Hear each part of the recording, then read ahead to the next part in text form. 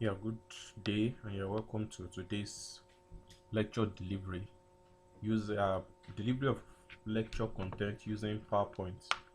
This is a training that was put together by CITS, and this is an accompanying video that I have decided to make it more uh, easy for us to be able to follow step by step. Now, first of all, the lecture is delivered by Dr. Alamu of the Department of Computer Sciences and Center for Telemedicine in e-health and e-services. Introduction.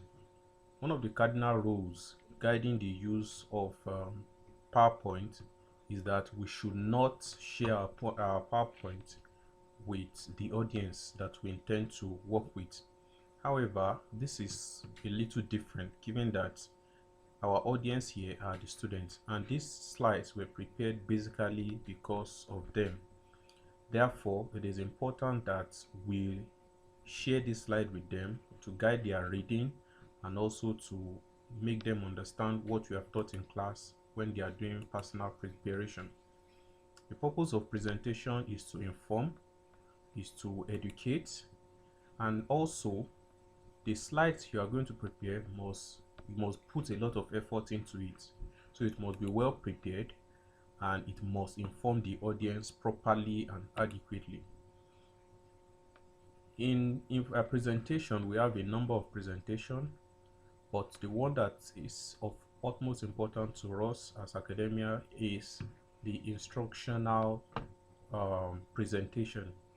The instructional presentation is used basically for teaching, for explaining concepts and terms, while others information other presentation can also find usefulness in some of these in our instructional presentation. We have to It must be informative, it must arouse the thought of students, it must be persuasive enough, and it must be useful to them for decision making. Before creating any slide, you must ask yourself, what do you think the audience already know about the subject matter? And if they don't know anything at all about the subject matter, are you willing to move them from where they are to the new points you want to take them to? Now, what new information do you need to give to them? You're going to give them here the main aim of the topic. Now, the main aim of the topic should be well stated and so unambiguous. Now, this is an example I've created for the aim. So you introduce them to the title of the work, you show them the meeting, and of course your address and your mobile phone number. So this is the office hour you can attend to them out of the aside from the class time. Now, these are the objective, and these are the textbooks that you're going to be using: the administration, grading, continuous assessment, then the synopsis of the course you want to teach them, and an introduction. Now, what are the expectations from your presentation? Oftentimes during presentation we have expected outcome. Therefore, you should create a good expected outcome. Maybe at the end of this lecture, you're expected to do this, you're expected to know this, you're expected to be able to do this. Now, what's going to be interesting to the students? You should give examples that relate to what the students already know or what they are used to. So the examples you're going to be giving must be interesting enough and must be relatable to by the student. Now, you should also keep them engaged. Research has shown that students lose focus or attention 15 minutes into the lecture. So you should get, for instance, things that can bring them joy or something that can attract them back to class. Now, this is one of the examples that I used during one of my teachings. Say, this class don't tire me. Then in my own response, let me say, don't tire to teach tire student. Now, this in itself just students back. They want to see how interesting this is. So in that process, I put test 1. Now they become agitated. I show the tests. Then of course I did not give them the test that day. So this sort of things keep the students well engaged. Now, things to note for general presentation: you plan carefully, You do your research, you should know your audience. The time for your presentation, you should time it very well so that you don't overstep your timing. For instance, if you have 2 hours class, you should be able to finish in 2 hours. You should speak comfortably and clearly. In the era of COVID-19 cases, the students are supposed to be spaced, and therefore the spacing gives you a lot of stress on your voice. You have to talk loudly, or you use public address system. Also, do not make it an habit of reading out your slide, because the student would as well waited until you display your slide and they'll read whatever you put on your page, and afterwards they stop looking at you, they put their head on the desk and they slip off. Now, also do give a brief overview at the start of your lecture, so the student should in any ways be giving an introductory remark to your lectures. So creating content has a number of steps. The first thing you're supposed to do is to outline your content. You list what you want to teach the students one after the other, or maybe on a sheet of paper, then you transfer the content on your PowerPoint and you start your design. Now formulate your outline as a narrative. There must be a flow of thoughts from the first outline to the next one so that it makes good sense to the student. Collect relevant data and examples to boost the content's credibility. Now, once examples are used and the student can relate with that example, it gives your PowerPoint more credibility. Now, pick your color scheme. It is important that we use color schemes that are comfortable, that are in tune with the vision and aspiration of the institution or the university. You should also make use of color schemes that are appealing enough to the student.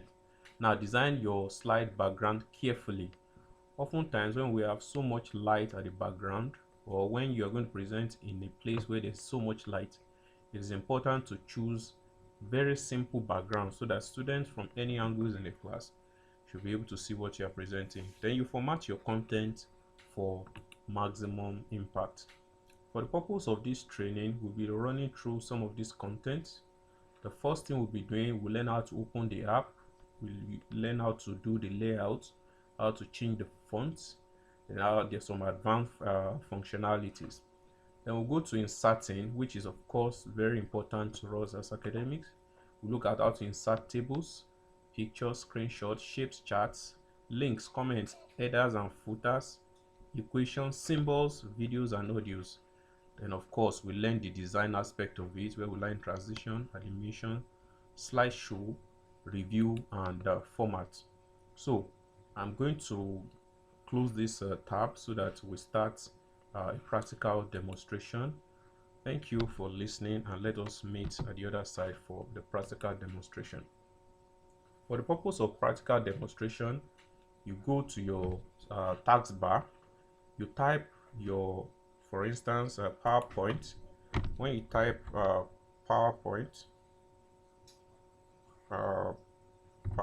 you see this appearing, right? So once you click on this, it takes you to a new PowerPoint.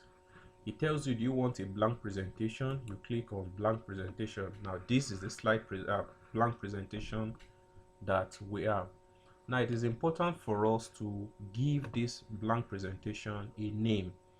The name in such a way that it is easy for us to identify the presentation, and also it is easy for us to have things saved without distracting what we have, without losing what we have already. So you go to save as.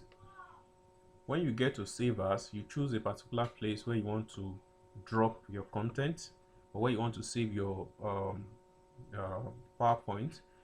So I'm going to save it on my desktop. So I click desktop and I give it a particular name. So I'm going to give it my name. I type in Femi, and of course it's going to be in form of PPT, that's PowerPoint text. Now it already exists, so let me change the name to Femi 2 or 2.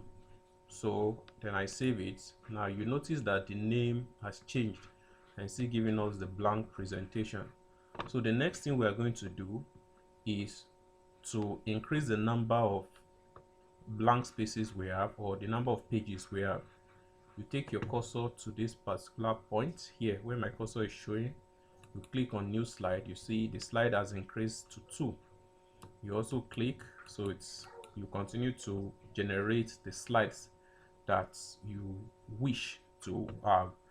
So these are the basic things that we can use, or we can learn in some of these aspects. So in the next video you're going to be seeing, we're going to continue from here. And thank you for listening to the first half. I hope that you enjoy the second half of the training. Thank you so much.